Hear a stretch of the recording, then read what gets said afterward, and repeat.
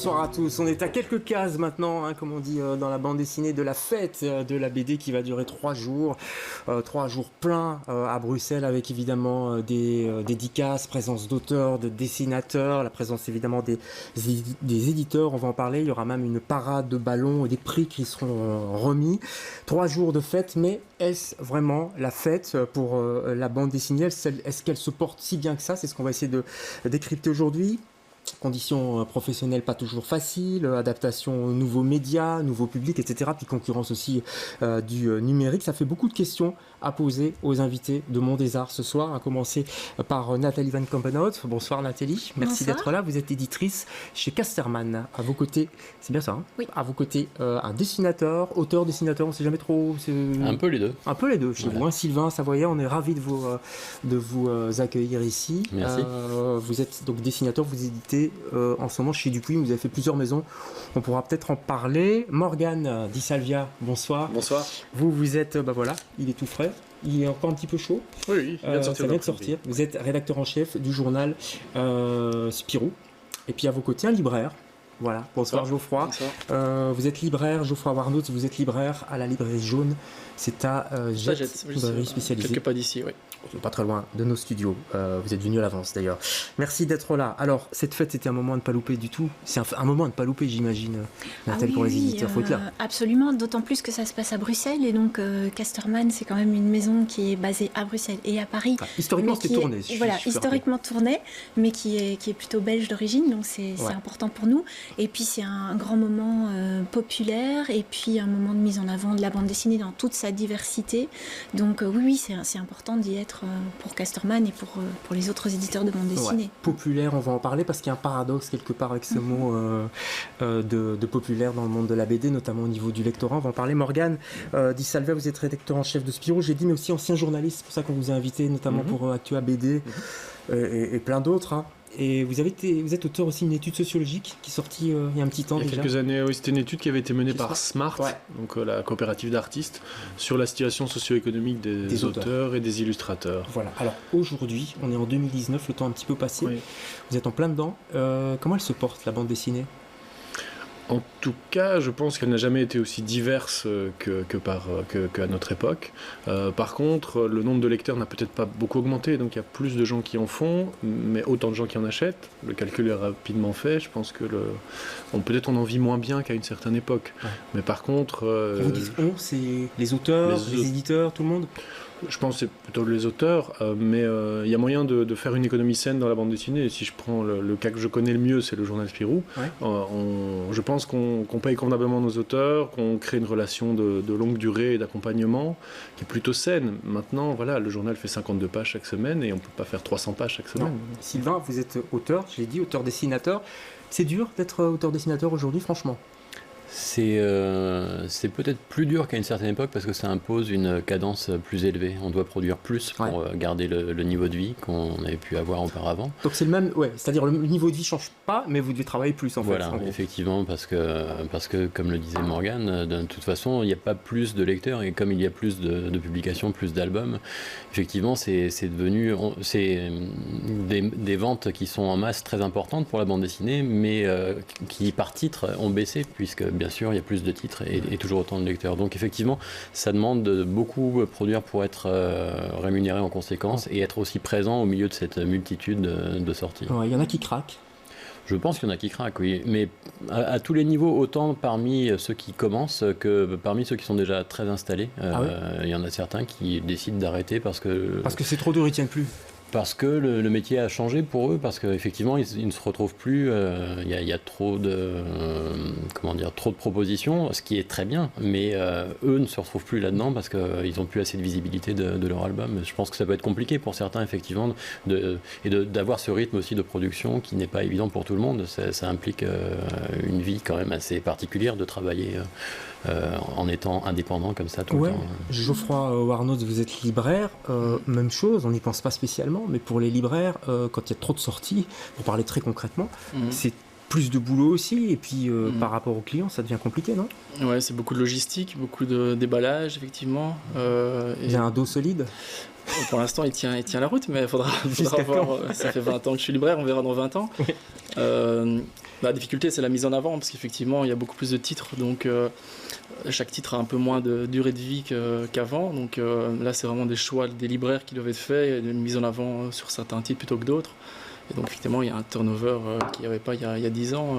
Il y a une relation qui existe vraiment entre les éditeurs et les libraires. Vous les voyez, il y a des gens de chez Casterman par exemple qui vont chez Geoffroy qui disent oui, il y a des gens qui travaillent pour la diffusion qui vont visiter les libraires en fait tous les 2 ou 3 mois pour présenter les programmes qui ont été présentés par les éditeurs avant, et donc il y a quand même une relation assez régulière et puis des commandes, des retours, des choses comme ça, du réassort qui se fait ils viennent presque au tous chez quotidien. vous parce que on n'a pas pu inviter tout le monde évidemment, on peut citer le Lombard, Delcourt, etc. Ils viennent tous chez vous? Non, mais plutôt par choix de libraire.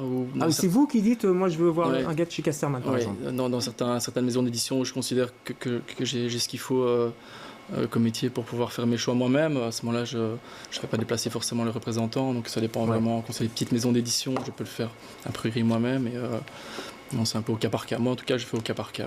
Alors c'est quoi cette surproduction? On parle depuis pas mal d'années maintenant, effectivement, on vient de l'évoquer, de surproduction en matière de BD. Vous faites partie aussi du comité d'édition chez Dupuis. On surproduit chez Dupuis? Aucun éditeur va vous dire qu'il surproduit, mais je pense que j'ai une explication qui est liée à la disparition de la presse bande dessinée. Auparavant, toutes les maisons d'édition avaient un journal de bande dessinée. Malheureusement, aujourd'hui, il n'y a plus que Spirou. Moi, je rêverais qu'il y ait plus de journaux de bande dessinée, comme ça, dans les kiosques, existerait un rayon journal de création de bande dessinée, avec pas seulement Spirou dedans. Et du coup, vous placez votre Spirou, mais vous me répondez pas à la question. J'y venais. On surproduit ou pas? Je pense qu'il y a peut-être trop de livres parce qu'il n'y a plus assez de revues. Avant, on pouvait essayer des choses dans les revues, et puis quand on était convaincu par une histoire, alors que maintenant, on doit parfois essayer dans des livres. Enfin, je pense que c'est ça, je sais pas ce que tu en penses, Nathalie. En fait, ce qu'il y a, c'est qu'il y a une espèce de paradoxe, c'est qu'il y a un vrai bouillonnement créatif, comme tu le disais. Donc la bande dessinée commence à traiter de plein de sujets, on sort de la fiction pure, on va vers la non-fiction, on cherche un nouveau public aussi. C'est de plus en plus large, c'est ça que vous voulez dire. C'est de plus en plus large, et donc, par conséquence, forcément, il y a moins de place pour chaque livre, on l'a déjà évoqué tout à l'heure. Donc, effectivement, il y a une surproduction, mais elle a un côté positif aussi, puisque ça permet de découvrir des choses nouvelles. Et pour revenir à la difficulté d'être auteur, il y a aussi un modèle qui a changé. Donc avant, on était surtout sur des bandes dessinées classiques, grand format, 48 pages. Et donc ça mettait environ 1 an pour en faire un album. Et le travail était faisable, on va dire, en 1 an. Maintenant, on a un modèle nouveau qui est un peu ce qu'on appelle le roman graphique. Alors, c'est un terme un peu fourre-tout, donc on peut le critiquer. On en fait beaucoup chez Casterman. Mais on en fait beaucoup chez Casterman, effectivement. Et c'est souvent des fortes paginations, ce qui demande plus de travail pour les auteurs. C'est plus de boulot, Sylvain? Forcément, plus de pages, c'est plus de boulot. Le dessin, c'est pas quelque chose qui est compressible. Ça demande du temps. Et c'est selon chaque personne, bien sûr, on a tous des styles différents. Il y en a qui dessinent beaucoup plus vite que d'autres, tout à fait. Et c'est pas forcément le style le plus simple qui est le plus rapide à faire, mais effectivement, ça demande un investissement de temps qui est conséquent, et forcément, quand on passe d'un album de 48 pages à un album de 250, l'investissement de temps n'est pas du tout le même. Donc, il faut avoir suffisamment avoir un contrat qui permette de vivre durant cette période de réalisation-là.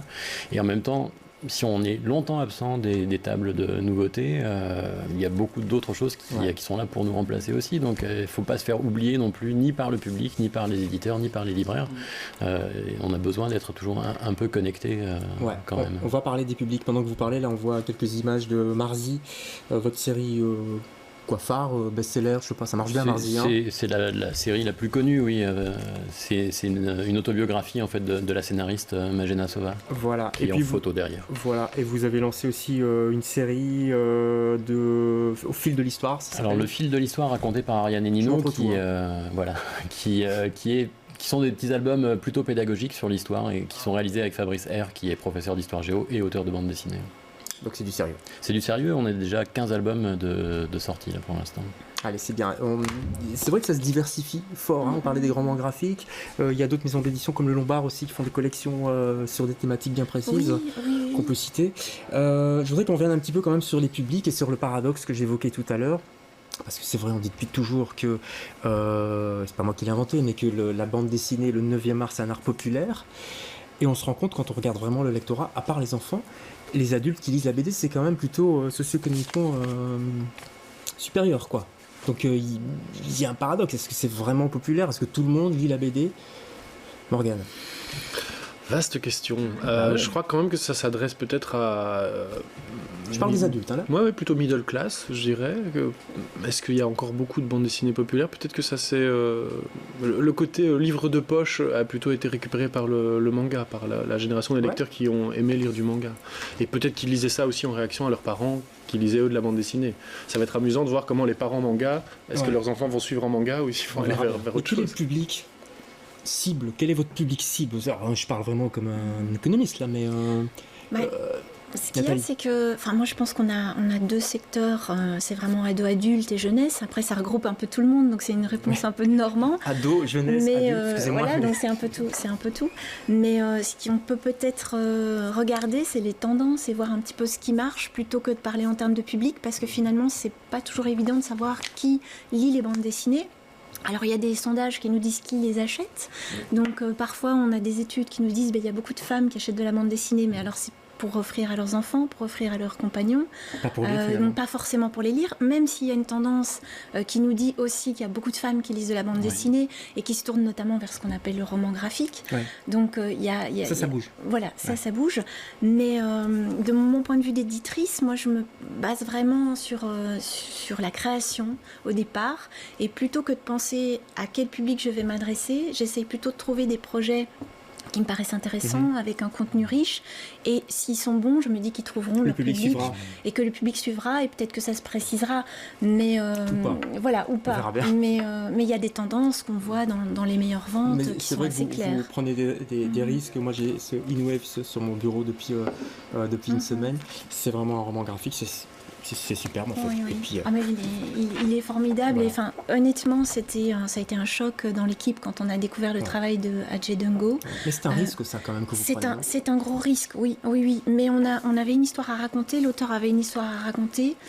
Donc c'est sa propre histoire qu'il met en scène. Donc c'est une histoire d'amour avec une jeune femme dont il était éperdument amoureux, mais qui au fil de la relation va tomber malade et souffrir d'un cancer.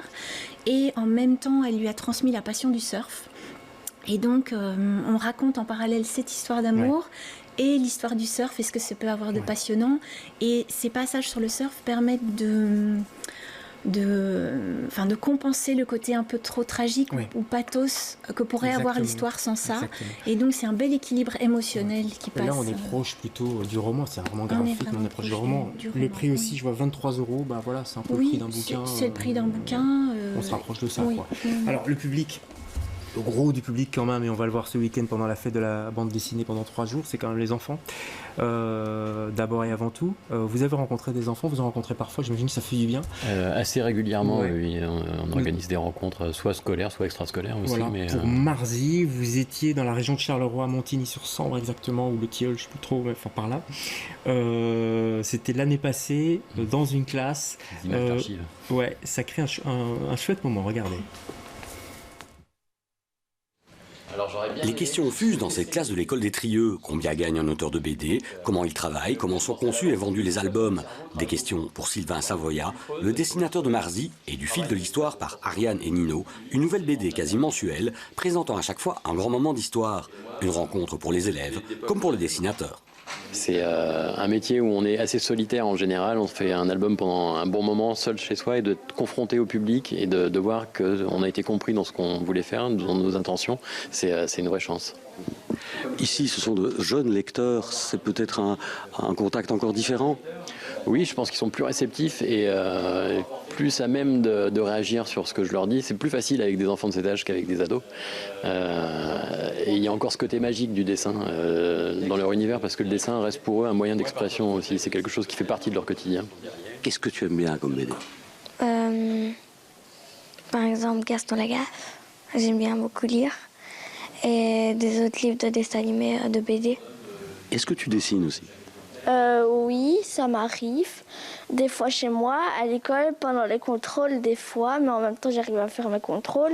Mais des fois quand je rate les dessins, je redemande une feuille blanche jusqu'à ce que j'y arrive. J'avais envie de connaître un dessinateur pour que, comme moi j'aime bien dessiner de temps en temps, pour que ça m'inspire un petit peu. Et je suis contente d'avoir vu un dessinateur connu. Voilà, connu. Et en vrai connu, c'est bien, c'est sympa. Et en vrai, ceci dit, c'est vraiment agréable de faire ce genre de démarche. Oui, avec les enfants, c'est toujours un super moment en fait, parce que plus ils sont petits, généralement, plus ils posent facilement des questions et plus ils sont facilement émerveillés aussi. Donc c'est toujours des moments assez magiques et c'est très très agréable. Pourquoi les ados les ados sont plus enfermés. C'est surtout le problème entre eux en fait, de s'exprimer pendant que les autres copains regardent. Ça c'est toujours plus compliqué. Donc, qui vient chez vous à la librairie? Plutôt des jeunes, des ados, comment ça se passe? Bon, on a un peu tous les publics,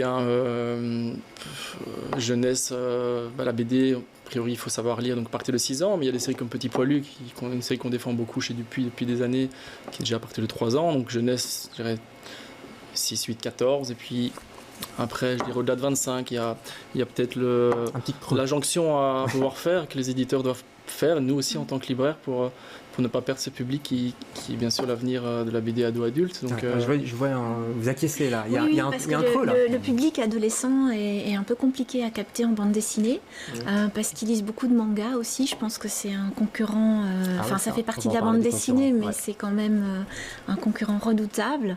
Et donc on essaye de faire des efforts pour capter les adolescents, mais c'est assez difficile parce qu'il y a aussi une concurrence de plein d'autres médias et d'autres divertissements. On parle du manga, mais on peut parler des jeux vidéo aussi qui sont très présents dans le monde adolescent quand même. Les séries en streaming également. Je pense que c'est le public adolescent est peut-être le plus volatile dans le divertissement, quoi. Je pense que c'est même pour le cinéma, c'est difficile. Alors qu'il y a quand même pas mal de BD qui parlent d'histoires d'adolescents ou de jeunes gens. Je pense par exemple à Crocodile chez vous, mais il y en a plein. On les a pas toutes ramenées, mais ça fourmille d'histoires d'ados quand même. Ça fourmille d'histoires d'ados. Après, peut-être qu'ils vont pas lire forcément ces livres-là parce qu'on n'a pas réussi à capter leur attention. Mais cela dit, les Crocodiles, c'est vraiment ado-adulte. C'est tout. Mais c'est des questions, qui peuvent intéresser les ados. Moi, je voulais essayer de comprendre quel est le poids de l'héritage quand on bosse dans des maisons comme Dupuis. Il y a l'ombre de Spirou, Fantasio, tout ça. Quand on bosse chez Casterman, il y a l'ombre de Tintin, que vous le vouliez ou non, mais c'est là, Tintin, c'est lié à Casterman. Voilà. Comment on gère cet héritage qui est parfois lourd? Moi, je pense que la difficulté d'une maison d'édition, c'est d'arriver à trouver le bon équilibre entre les héros patrimoniaux qui fonctionnent bien, mais qui sont parfois un peu vieillissants et qu'il faut penser à renouveler, et puis l'équilibre entre les nouvelles créations, les jeunes auteurs qui vont devenir les grands de demain. Donc, et je pense qu'il faut s'appuyer quand même sur cet héritage pour définir sa ligne éditoriale. Donc, on ne peut pas partir de rien et se dire on oublie le passé et on fait table rase. Voilà, ça n'aurait aucun sens. Et chez Casterman, il y a bien sûr Tintin, il y a des Rocco Malix, etc. Mais il y a aussi À Suivre, qui est quand même un magazine emblématique et qui a été un des pionniers justement du récit au long cours, avec une pagination plus importante, parfois en noir et blanc. Donc la réflexion actuelle de la maison, c'est vrai qu'elle s'articule beaucoup autour du roman graphique. On a quelques séries, notamment patrimoniales, on a quelques nouvelles séries aussi, mais on réfléchit beaucoup en termes d'auteur, plus qu'en termes de série. C'est différent chez Dupuis parce que le personnage de Spirou a été créé par la maison d'édition en 1938, et donc ça a été l'étendard directement. Du coup, le personnage appartient à la maison. Donc on est dans un schéma qui est plus un schéma comme les anglo-saxons, donc c'est-à-dire que Spirou et Fantasio font partie de l'ADN de Dupuis et forcément du journal, et donc à nous de les confier aux bons auteurs au bon moment pour faire vivre le personnage. C'est peut-être plus simple. Ça se renouvelle effectivement. Les Spirou, les gamins viennent chercher ça encore chez vous? Attention à ce que tu vas répondre. Alors déjà j'ai bonne réponse vu qu'on ne vend pas le magazine, vu que on parle des histoires. Notamment il y en a qui sort là. Pas le genre de bande dessinée vers lequel ils se dirigent, non. Il y a des séries beaucoup plus modernes, contemporaines vers lesquelles ils vont, qui ont aussi. Donc ça veut dire qu'ils n'ont pas réussi à capter un jeune public avec le petit Spirou, etc. selon vous? Je pense que le petit Spirou se fera un peu du nombre d'années entre chaque album, et du coup c'est une série qui commence, en tout cas chez moi, un peu s'oublier. Puis maintenant il y a tellement d'offres chez tellement d'éditeurs différents. Effectivement, c'est rare quand c'est plutôt les parents qui vont du coup les diriger vers ce genre de série. Et puis il y a des mastodontes en face, il y a des Titeuf, etc. Quand ça débarque, les légendaires. Je sais pas comment vous le ressentez, Morgane. Mais... Moi, je pense que l'important, c'est qu'il y ait une belle offre de bande dessinée, parce que les gens feront le tri entre ce qu'ils aiment et ce qu'ils n'aiment pas, ce qu'ils considèrent de qualité ou pas. Nous, le challenge, c'est que l'ADN du journal Spirou, c'est de la bande dessinée tout public. Donc, c'est-à-dire que ça doit pouvoir être lu par un enfant ou par ses parents, et qu'ils y trouvent un plaisir de lecture différent.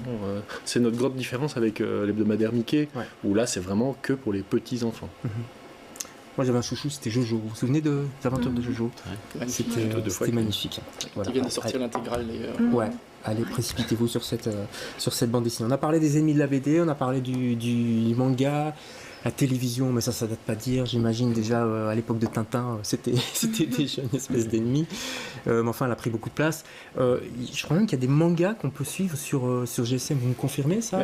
C'est le format numéro 1 en Corée du Sud. Donc, en tout cas, chez Dupuis, on fait une expérience sur le webtoon. Ça s'appelle le webtoon, et donc c'est du case à case que vous scrollez sur votre smartphone. Ça marche, franchement? Chez vous, en Belgique, ça marche? On a commencé il y a 5 mois. Donc c'est vraiment, on est dans la phase prototype. Mais pour vous donner un ordre de grandeur, en Corée du Sud, ça représente 90 millions de lecteurs. C'est-à-dire que c'est le principal format de prépublication. Ah ouais. Ça fait peur, ça doit faire peur à des éditeurs quand même, non? En principe. Il n'y a plus de journaux. Les libraires. C'est le format de prépublication. Donc de là naissent les albums papier, les animés, les parcs d'attraction, les produits dérivés. Donc pourquoi pas finalement? Un nouveau parc d'attraction bientôt en Belgique. Après, les mangas ont déjà une grosse concurrence avec les piratages, PDF et autres. Ça n'empêche pas les gosses d'acheter leur version papier par la suite. Donc c'est pas forcément en plus, une concurrence. Les mangas pour les libraires, je me disais, comme il y a une périodicité plus courte. Tout à fait, ça sort tous les 2-3 mois. De boulot, il faut changer, il faut réassortir. Tout à fait, tout à fait. Et ça sort tous les 2-3 mois. C'est vrai que c'est un petit achat pas cher, mais finalement sur la longueur, ils dépensent quand même un petit budget. Donc ils ont le budget pour ce genre de. Alors je parlais des ennemis. Les ennemis sont parfois les ennemis de l'intérieur. Je pense à cette histoire récente de l'affiche des 30 ans du Centre belge de la bande dessinée, où le dessinateur qui a fait l'affiche avait mis, je ne sais pas si vous êtes au courant de cette histoire, avait mis la fusée de Tintin sur l'affiche avec d'autres, je crois qu'il y avait un Black et Mortimer, des choses comme ça, avec d'autres objets, et puis les ayants droit, à savoir la société Moulinsart, a demandé qu'on refasse l'affiche. Donc ils ont tout recommencé, effacé le. Voilà, je pas. Bon, vous êtes un peu, peut-être, c'est un peu délicat pour vous d'en parler, mais ça laisse quand même un drôle de sentiment, ça, non? Oui, après, je pense que c'est vraiment une politique de gestion de droit qui s'applique à la lettre, en fait, sans aucune exception. Et c'est juste pour Tintin, ça, c'est alors incroyable. c'est pour Tintin. Après, je pense qu'il se compare peut-être à d'autres licences comme, je sais pas, Disney ou Star Wars ou des choses de, voilà, peut-être de plus grande envergure. Enfin, quoique Tintin, c'est vraiment quelque chose de très important. Donc, je pense que c'est une politique qui va dans ce sens-là. Est-ce qu'une épine dans votre pied, ça, chez Casterman, franchement? Alors, personnellement, moi, je gère pas vraiment le dossier Tintin, mais ça peut être compliqué, comme avec tous les ayants droit en général. Allez, bon, j'arrête de vous embêter. Un regard extérieur sur ce genre d'affaires, c'est quand même. C'est dommage parce que ça sclérose un peu l'image de Tintin aussi, et plutôt que de continuer de la faire vivre dans le domaine actuel, elle reste enfermée un peu dans un musée comme ça. Et je pense pas que ce soit une politique très intéressante en tout cas, parce que forcément c'est ce qui a marqué beaucoup d'auteurs, en tout cas de ma génération aussi. On fait de la bande dessinée parce qu'on a lu Tintin aussi. C'est un peu le papa, quoi. Un clin d'œil à cet univers-là, ça me semble justifié, surtout sur une affiche du musée de la bande dessinée. Qui n'est pas commercial, puisque c'est juste pour la fête des 30 ans. Alors, autre ennemi ou ami, ça dépend un petit peu comment on le tourne. C'est le cinéma, évidemment. Il y a eu moi je trouve des expériences un petit peu tristes, désastreuses. Parfois ça pouvait même casser une bande dessinée, ou alors on était content, on retournait vers la bande dessinée. Je pense à Boule et Bill, c'est un avis personnel, mais parfois il y a des petites réussites. On va regarder un court extrait de Joker. C'est très contemporain, parce que ça vient de sortir. Il a reçu en plus le Lion d'Or à la Mostra de Venise. C'est un film incroyable avec Joaquin Phoenix. Regardez.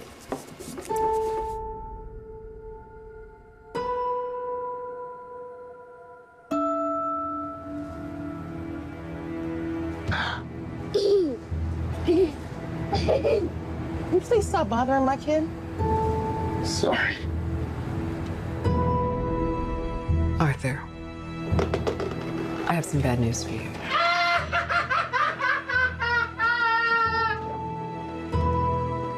This is the last time we'll be meeting.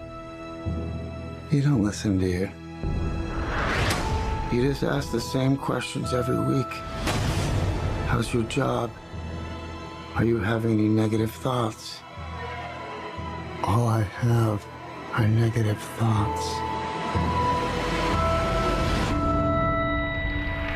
And finally, in a world where everyone thinks they could do my job, check out this guy. When I was a little boy and told people I was going to be a comedian, everyone laughed at me. Well, no one's laughing now. You can say that again, pal.